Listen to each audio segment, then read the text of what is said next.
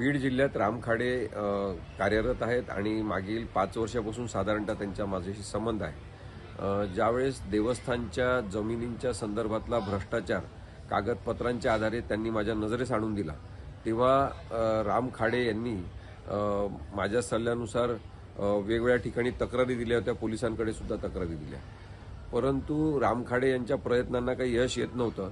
त्यामुळे परत ते माझ्याकडे आले, तेव्हा मग आम्ही ठरवलं की साधारणतः 1000 कोटींपेक्षा जास्त असा एक आर्थिक गैरव्यवहार सुरेश धस हे भाजपचे आमदार जे आहेत त्यांनी केलेला आहे। हे बघा, असीम सरोदे साहेब यांना मी कधी ओळखतही नाही, मी त्यांना कधी काही बोललोही नाही। माझा आणि त्यांचा अर्थार्थी काही संबंध नाही। असीम सरोदे मोठे वकील आहेत, त्यांना माझ्यापासून धोका बेका त्याचा काय संबंध?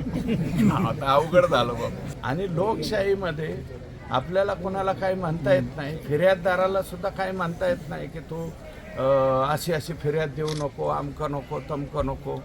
परंतु माझं मत असं आहे की जे काही त्यांची कंप्लेंट असेल त्यांनी कंप्लेंट करावी आणि त्याच्यानंतर जे काही तपास करायचा आहे, जी घटना घडलेली आहे त्या एखाद्या तरी व्यक्तीशी माझा कुठे काही संबंध आलेला आहे का, काय आलेला आहे का, ते कळेल ना। त्याच्यामुळं त्याची मी चिंताच करत नाही।